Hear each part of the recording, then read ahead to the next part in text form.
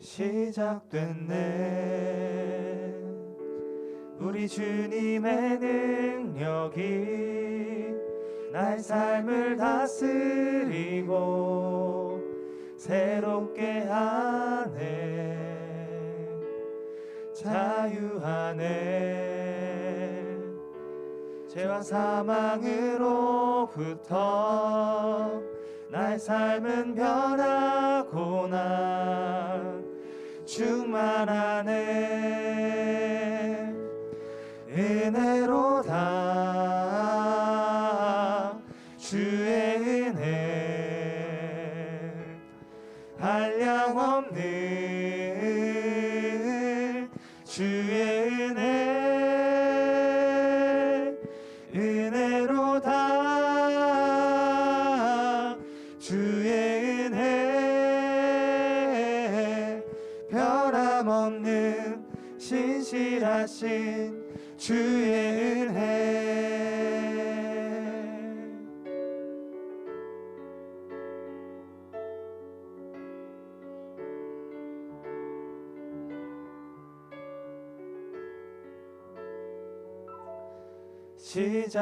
시작됐네.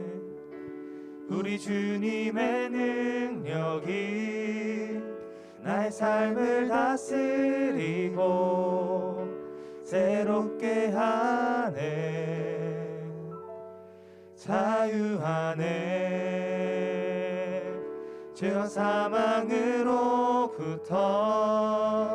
나의 삶은 변하고나 충만하네. 은혜로다 주의 은혜 한량없는 주의 은혜 은혜로다 주의 은혜 변함없는 신실하신 주의 은혜 은혜로다 주의 은혜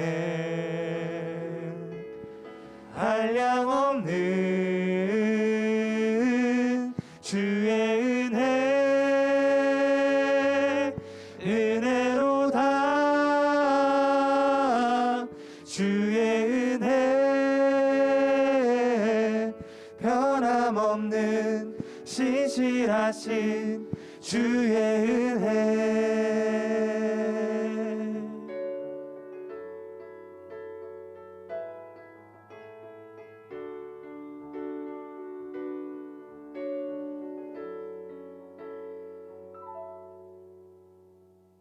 할렐루야. 반갑습니다. 오늘은 이렇게 저희가 영상으로 만나게 되었습니다. 이렇게 함께 예배드리는 모든 청년들을 진심으로 환영하고 축복합니다. 저희가 한 곡 더 찬양 드릴 텐데요. 주님 말씀 앞에선 찬양 드리면서 저희가 하나님께 더욱더 나아가면서 지금 각자의 자리지만 모두가 하나님께로 나아가는 그런 시간 되기 바랍니다. 주의 말씀 앞에선 마음을 담아 찬양 드리겠습니다.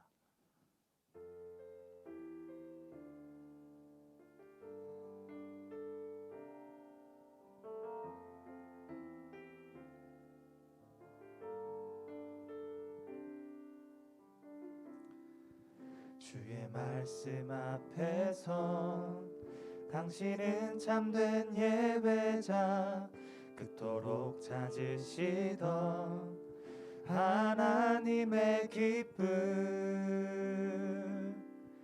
이 세상을 향한 거룩한 생명빛 되어 이 세상을 위한 구원의 소망 되어 영원한 하나님의 나라 함께 세워가리. 주의 부르심 따라 당신의 삶을 드릴 때 세상은 당신 안에서 주의 영광 보리라. 이 세상을 이길 주님의 군사 되어 이 세상을 섬길 주님의 손과 발 되어 영원한 하나님의 나라 함께 세워가리.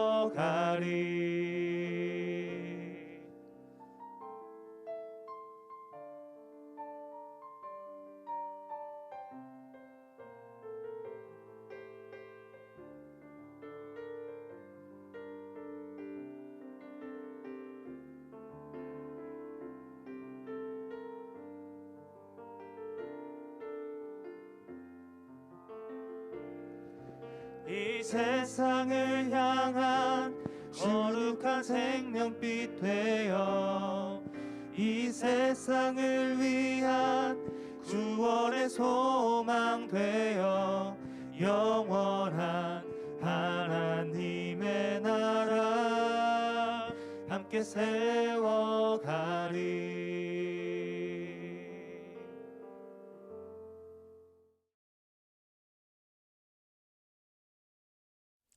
다 같이 기도드리시겠습니다.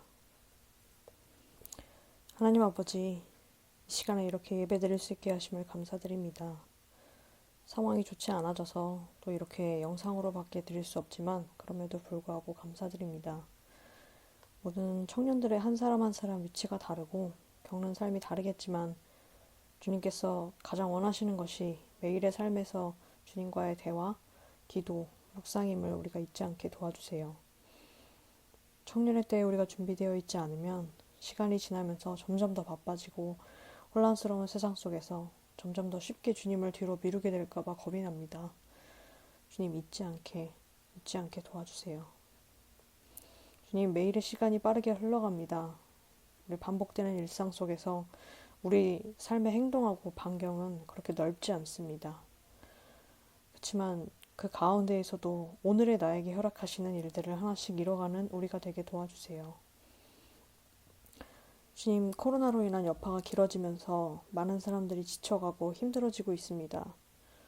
눈으로 보여지는 지금 닥치는 상황은 더욱더 악화가 되어가고 있지만 이 상황을 주님께 맡기오니 주님 선하신 방향으로 회복될 수 있도록 이끌어 주시기를 기도드립니다. 하나님, 우리는 성경 속의 큰 인물들이 이뤄낸 일들을 이루기에는 부족한 청년들이지만 하나님께서는 우리 가운데에도 소망과 뜻을 가지고 계심을 알고 있습니다. 우리가 그것을 깨닫게 도와주시고 그것을 위해서 기도해 나가면서 오늘의 삶을 꾸준히 살아가는 우리가 되기를 소망합니다. 우리가 기도드리는 것 하나하나가 의미 없는 것이 아니라 누구보다도 주님께서는 모든 것을 다 기억하시는 분이시기에 하나님, 우리가 기도할 수 있게 하시고 우리가 기도할 때에 나만을 위해서가 아니라 지금의 이 시기와 이 나라와 이 세계와 세상을 위해서도 기도하는 우리가 되게 도와주시옵소서. 이 모든 말씀 우리를 오늘도 너무나 사랑하시는 예수님의 이름으로 기도드립니다. 아멘. 오늘 우리에게 주시는 하나님의 말씀은 사도행전 9장 10절부터 19절까지 말씀입니다. 사도행전 9장 10절부터 19절까지 말씀입니다. 신약 202편이고 제가 먼저 봉독하겠습니다. 그때 다메섹에 아나니아라 하는 제자가 있더니 주께서 환상 중에 불러 이르시되 아나니아야 하시거늘 대답하되 주여 내가 여기 있나이다 하니 주께서 이르시되 일어나 직가라 하는 거리로 가서 유대의 집에서 다소 사람 사울이라 하는 사람을 찾으라. 그가 기도하는 중이니라. 그가 아나니아라 하는 사람이 들어와서 자기에게 안수하여 다시 보게 하는 것을 보았느니라 하시거늘 아나니아가 대답하되 주여 이 사람에 대하여 내가 여러 사람에게 듣사온즉 그가 예루살렘에서 주의 성도에게 적지 않은 해를 끼쳤다 하더니 여기서도 주의 이름을 부르는 모든 사람을 결박할 권한을 대제사장들에게서 받았나이다 하거늘 주께서 이르시되 가라 이 사람은 내 이름을 이방인과 임금들과 이스라엘 자손들에게 전하기 위하여 택한 나의 그릇이라. 그가 내 이름을 위하여 얼마나 고난을 받아야 할 것을 내가 그에게 보이리라 하시니 아나니아가 떠나 그 집에 들어가서 그에게 안수하여 이르되 형제 사울아 주 곧 내가 오는 길에서 나타나셨던 예수께서 나를 보내어 너로 다시 보게 하시고 성령으로 충만하게 하신다 하니 즉시 사울의 눈에서 비늘 같은 것이 벗어져 다시 보게 된지라. 일어나 세례를 받고 음식을 먹음에 강건하여지니라. 아멘. 샬롬, 반갑습니다. 오늘 이렇게 영상으로 인사드리게 되었는데요. 각자의 자리에서 예배 드리시는 여러분들 모두를 주님의 이름으로 환영하고 축복합니다. 여러분 모두가 다시 만나는 그날까지 건강하게 잘 있다가 다시 만나기를 바라고 또 기도합니다. 오늘 말씀은 사도행전 9장의 말씀입니다. 여러분 혹시 흑역사가 있으십니까? 누구에게나 좀 떠올리고 싶지 않은 그런 과거들이 있죠. 때론 부끄러운 순간들이거나 어색하고 창피했던 순간들이 우리의 흑역사가 됩니다. 오늘 말씀의 주인공인 바울, 이 바울의 인생에서도 굳이 흑역사를 꼽아 보자고 한다면 아마 우리가 오늘 함께 나눈 이 사건 이전의 삶을 좀 후회하지 않을까 생각을 해 보았습니다. 사도행전 9장의 말씀은요, 다메섹 도상 회심 사건이라고 불리는 바울의 인생이 완전히 바뀌어 버리는 그러한 순간입니다. 오늘 말씀의 주인공인 바울은 그 이름이 두 개인데요. 오늘 사건을 기준으로 그 전에는 사울로 그리고 그 후에는 바울로 그렇게 기록되고 있죠. 먼저 사울로 불리던 회심 사건 이전의 모습입니다. 9장 앞부분에 있었던 내용들인데 사울은 다메섹으로 향하게 됩니다. 사울이 다메섹으로 향하는 것엔 분명한 이유가 있습니다. 왜냐하면 다메섹에 사는 사람들 중 예수님을 따르는 사람들을 붙잡아 감옥에 넣기 위함이었죠. 이러한 사울의 모습을 사도행전 9장 1절과 2절에서 이렇게 기록하고 있습니다. 사울이 주의 제자들에 대하여 여전히 위협과 살기가 등등하여 대제사장에게 가서 다메섹 여러 회당에 가져갈 공문을 청하니 이는 만일 그 도를 따르는 사람을 만나면 남녀를 막론하고 결박하여 예루살렘으로 잡아오려 함이라. 아멘. 이 말씀을 보니까요, 그곳에 가려고 하는 사울의 모습이 살기가 등등했다라고 그렇게 기록하고 있습니다. 정말 무지막지하게 자비 없이 이런 모습이 잘 어울리는 그런 사울의 모습인데요. 정말 본인의 일에 정말 열심을 다했던 그런 사람입니다. 이렇게 다메섹으로 살기가 등등한 채 길을 가던 사울은 그 가는 길에 예수님을 만나게 됩니다. 예수님께서는 평범한 모습 만나지 않고요, 밝은 빛이 함께하는 모습으로 만났다고 기록하고 있습니다. 이렇게 말씀하십니다. 사울아 사울아 내가 어찌하여 나를 박해하느냐. 직접적인 음성으로 사울에게 질문을 합니다. 사울은 이 광경을 바라보며 경외하는 마음을 담아 주여 누구시니까? 라고 질문을 하죠. 주님이라는 고백이 절로 나오는 그런 정말 경외로운 모습이었습니다. 예수님께서 대답하십니다. 내가 박해하는 예수라. 이 만남을 통해서 사울에게는 특별한 변화가 생겨납니다. 어떠한 변화일까요? 바로 눈이 멀게 되었던 것이죠. 8절과 9절 말씀 함께 보시겠습니다. 사울이 땅에서 일어나 눈은 떴으나 아무것도 보지 못하고 사람의 손에 끌려 다메섹으로 들어가서 사흘 동안 보지 못하고 먹지도 마시지도 아니하니라. 예수님을 정말 강력하게 만났던 사울은 그 자리에서 바로 눈을 보지 못하게 됩니다. 그리고 다른 사람의 도움을 통해서 다메섹으로 겨우 들어가게 되죠. 그리고 그는 먹지도 마시지도 아무것도 하지 못한 채 시간을 보내게 됩니다. 여기까지가 오늘 함께 나눈 그 본문 바로 앞의 내용들입니다. 함께 나눈 본문에 어떤 일이 일어나죠?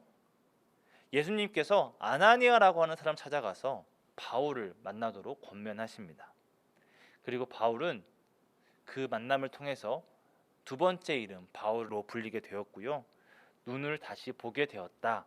그리고 하나님의 뜻을 제대로 알게 되었다라고 그렇게 기록하고 있습니다.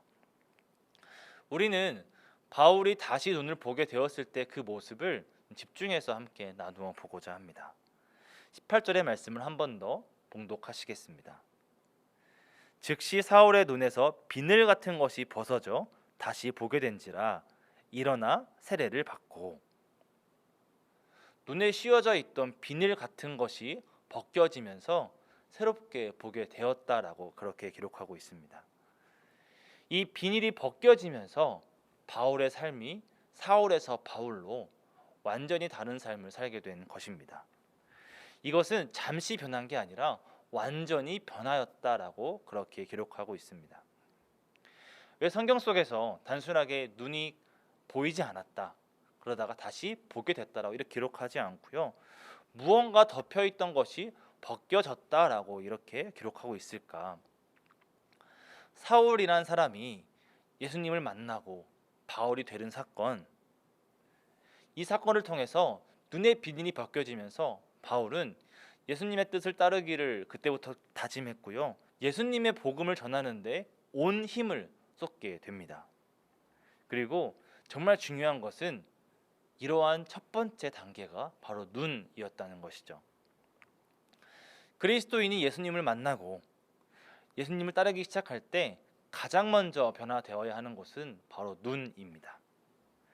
새롭게 눈이 떠져야 하고 그때 새로운 시작이 약속되는 것이죠. 온전한 그리스도인으로 살아간다고 하는 것, 그것은 새롭게 보게 된다는 의미를 담고 있는 것입니다. 내 눈에 씌었던 비닐이 벗겨져야만 그제서야 주님의 뜻을 제대로 알게 되는 것이죠. 성경 속에서도 정말 눈에 대해서 이야기하는 구절들이 여러 구절 있습니다. 그 중에 마태복음 6장 22절, 23절을 함께 보시겠습니다. 눈은 몸의 등불이니 그러므로 내 눈이 성하면 온 몸이 밝을 것이요 눈이 나쁘면 온 몸이 어두울 것이니 그러므로 내게 있는 빛이 어두우면 그 어두움이 얼마나 더하겠느냐. 주님께서 말씀하시는 겁니다. 눈은 몸의 등불이다. 눈에 뭐가 끼인 채 살아간다고 한다면 제대로 볼 수 없고 제대로 보지 못하니 제대로 살 수 없다라고 말씀하시는 것입니다. 눈에 뭐가 씌인 채 살아가는 것은 그 사람의 삶은 온전치 못하다라고 말씀하시는 것이죠. 바울의 삶이 그러한 삶이었습니다. 비닐이 벗겨지기 전, 예수님을 만나기 전에는 정말 본인의 삶이 온전치 못했지만 본인은 그걸 깨닫지 못했습니다. 본인도 모르는 사이에 서서히 비닐이 씌워졌고요. 거기에 맞게 본인의 삶을 살아간 것이죠. 예수님께서 하신 말씀, 마태복음의 말씀을 다시 한번 떠올려 보자면 눈이 나쁜 채 살아간다고 하는 것은요, 어둠 속에서 살아가는 것과 같다고 말씀하고 있습니다. 이것은 죄 가운데 잘못 살아가고 있다라고 하는 비유인 것이죠. 비닐이 벗겨지지 않은 채 살았던 바울의 모습을 다시 한번 살펴보시겠습니다. 그는 아주 열심이었지만 참으로 결과는 안타까웠던 사람입니다. 사도행전 9장 4절을 보면 주님께서 이렇게 말씀하시죠. 네가 어찌하여 나를 박해하느냐. 그는 최선을 다했습니다. 하나님의 말씀을 정말 사모했고요. 하나님의 말씀에 따라 사는 것을 평생의 꿈으로 살아왔던 사람입니다. 하지만 이런 그에게 하나님께서 주님을 통해 말씀하십니다. 네가 어찌하여 나와 반대 방향으로 가고 있냐. 사울의 그동안의 모든 삶이 부정당하는 그 한마디였습니다.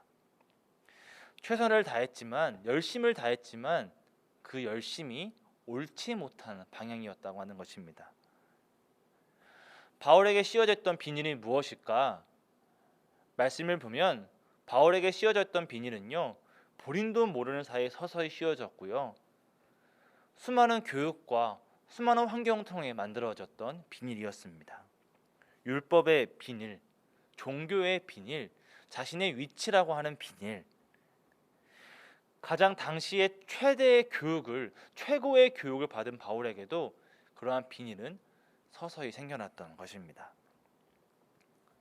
자신의 신념이, 자신이 알고 있는 그 가치관이, 성경적 지식이 이것만이 정답이다라고 주장하는 것, 다른 사람을 반대하는 그러한 삶이 바로 바울의 비밀이었던 것입니다.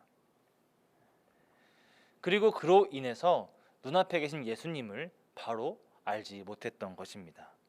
오랜 시간 자신도 모르게 생겨버린 비밀로 인해 하나님을 바라볼 때에도 필터가 씌워진 것이었죠. 그리스도인에게는, 정말 신앙인에게는 속도보다 방향이 중요합니다. 아무리 빠른 속도로 달려간다 할지라도 그게 잘못된 방향이면 의미가 없어지는 것입니다. 바울은 자신도 모르는 사이에 그 생겨버린 비밀로 인해서 정말 눈뜬 장님으로 살아가고 있었던 것이죠. 그리고 예수님 만난 그 순간 온전히 방향을 바로잡게 됩니다. 우리가 이 말씀을 통하여서 눈을 바로뜨기 원합니다. 예수님을 고백하는 사람이라면, 예수님을 만난 사람이라면 우리의 씌워졌던 비닐을 걷어버려야 하는 것이죠. 이전에 사울과 같이 잘못 살지 않기 위해서, 제대로 살기 위해서 우리는 제대로 보아야 합니다. 다시 본다는 게 무엇일까? 새롭게 산다는 게 무엇일까? 말씀에 적혀 있더라고요. 16절입니다. 그가 내 이름을 위하여 얼마나 고난을 받아야 할 것을 내가 그에게 보이리라 하시니. 아멘. 다시 태어난다고 하는 것은 예수님을 위해 살아간다고 하는 것이고, 예수님을 위해 고난받을 것을 새롭게 보게 된다고 하는 것입니다. 조금 이상하죠? 새롭게 태어났는데, 가야 할 길을 제대로 보게 되었는데 그 길이 고난받는 길이라고 하는 것입니다. 세상의 명예, 세상의 지위, 부유함, 성공적인 기준에서 바라봤을 땐 전혀 설득력이 없는 그러한 시선입니다. 오히려 그 길이 잘못된 것이 아닌가 눈을 조금 부벼야겠죠. 좋은 길로 가야 하는데 고난받는 길로 간다. 하지만 예수님 만난 바울은 예수님으로 인해 고난받고 핍박받는 것을 큰 영광으로 여겼다고 기록하고 있습니다.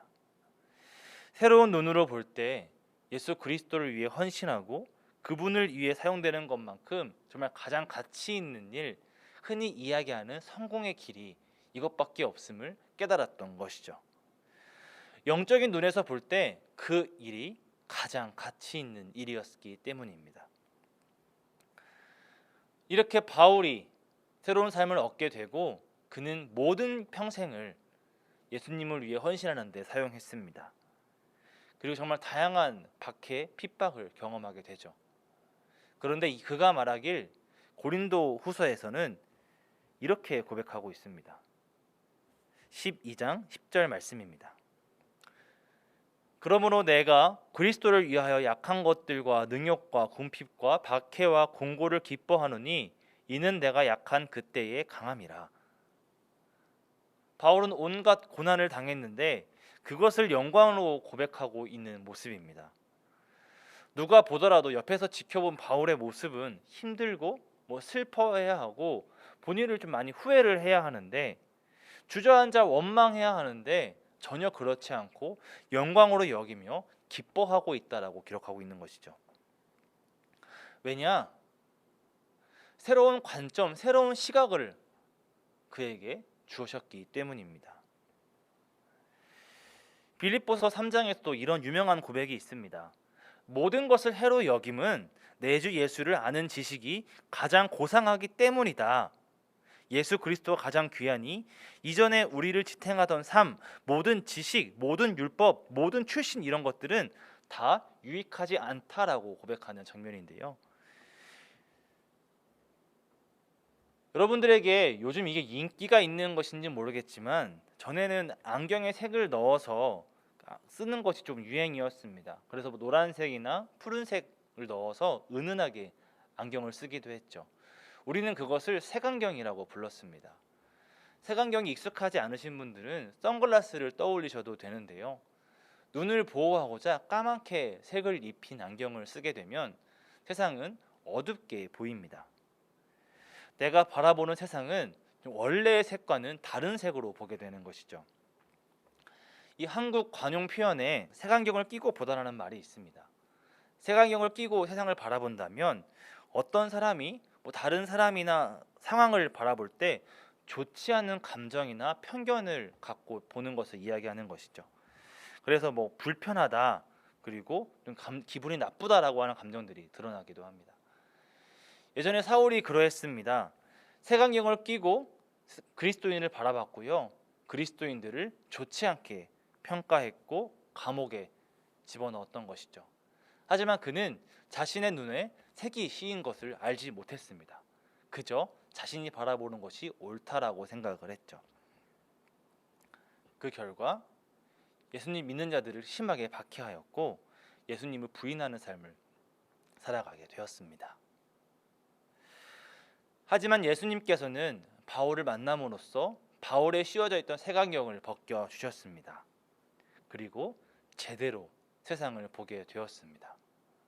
기록된 것처럼 하나님도 주님도 제대로 알게 된 것이죠. 하나님의 뜻을 제대로 보게 되고 하나님의 말씀을 제대로 알게 된다고 하는 것은 이제 우리의 삶이 제대로 방향을 잡았다고 하는 의미이기도 합니다. 오늘 여러분들이 바라보고 있는 세상은 어떠한 모습입니까? 그리고 여러분들이 바라보고 고백하는 하나님은 어떠한 하나님이십니까?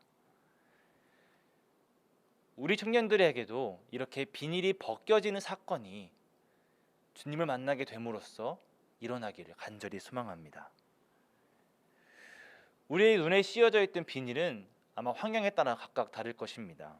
누군가는 물질에 대한 비닐, 명예에 대한 비닐, 성공, 출세, 사랑, 취미, 정말 많은 비닐이 여러분들 눈에 씌어져 있을 것입니다. 때로는 부정적인 감정도 비닐이 됩니다. 지금 상황에 얽매이다 보면 그 상황에 얽매여 사물을 제대로 바라볼 수 없게 되는 것이죠.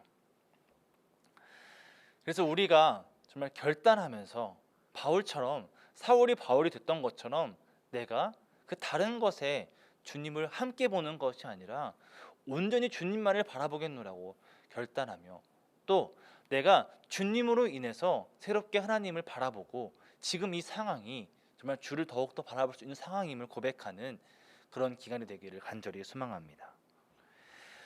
나에게 씌어진 비닐이 먼저 무엇인지를 깨닫게 주님께 기도드리기를 원하고요.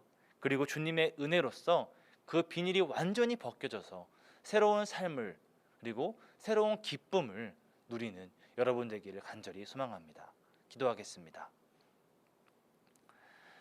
사랑의 하나님 감사합니다. 오늘도 우리와 함께 하시고 우리 말씀을 언제나 들어주시는 주님, 우리가 살아갈 때에 우리 눈에 씌워져 있던 비닐이 벗겨지기를 간절히 바랍니다. 우리가 이때에 환경에 얽매여서 주를 바라보며 불평하는 것이 아니라 또한 나의 욕심에 얽매여서 주를 왜곡되게 바라보는 것이 아니라 정말 주를 온전히 바라보며 주로 인해 기뻐하며 내가 모든 순간이 주와 함께하는 순간 되게 하여 주시옵소서. 우리 청년들 매 순간 정말 어려움 가운데 있고 급한 일들이 참 많습니다. 주님, 마음이 급하여서 일이 그르치지 않게 하시고 주의 능력으로서 언제나 평안함을 허락하여 주시옵소서. 다시 만나는 그날까지 주님 건강하고 평안한 마음을 붙잡아 주시옵소서. 예수님의 이름으로 기도드립니다. 아멘.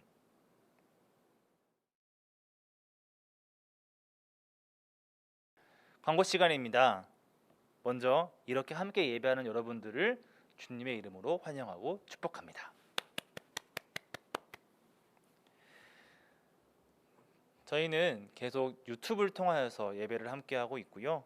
여러분들 능곡교회 검색하셔서 함께 예배 드려주시기를 부탁드리겠습니다. 온라인 헌금 안내를 해드립니다. 화면에 보이시는 것처럼 정확한 헌금 입력을 위해서 이름과 헌금 종류로 헌금해 주시기를 바라고요. 저희가 이렇게 온라인 예배를 드리고 있는데 다시 만나는 그날까지 여러분 모두가 건강 잘 지키시고 건강한 모습 만났으면 참 좋겠습니다. 여러분 한 주간 건강하세요. 이 시간 각자의 자리에 있지만 서로를 떠올리며 축복하는 시간 갖도록 하겠습니다.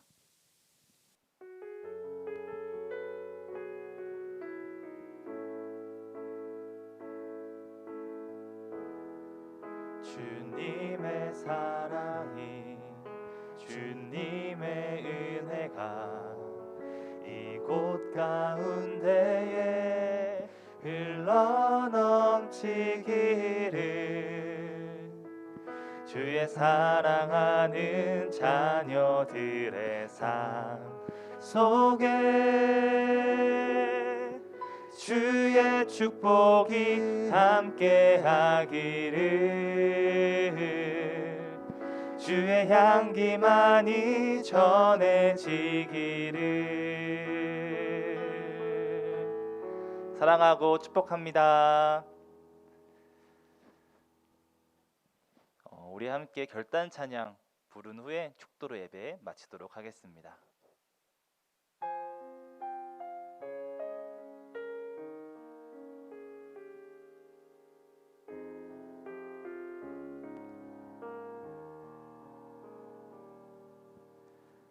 내 백성이 나를 떠나 돌아섰지만 내 사랑이 내 백성을 포기 못하니, 내 모든 것 내어주고 나 그들을 얻으리라. 여호와께 돌아가자. 우린 돌아서도 그는 변치 않네. 여호와께 돌아가자. 우린 넘어져도 그 사랑 영원하네. 사랑은 오래 참고 자신을 내어주네. 서로 사랑할 때 세상은 주 보내. 사랑은 절대 지지 않네. 사랑은 오래 참고 자신을 내어주네. 서로 사랑할 때 세상은 주 보내. 사랑은 절대 지지 않네. 여호와께 돌아가자. 우린 돌아서도 그는 변치 않네. 여호와께 돌아가자. 우린 넘어져도 그 사랑 영원하네.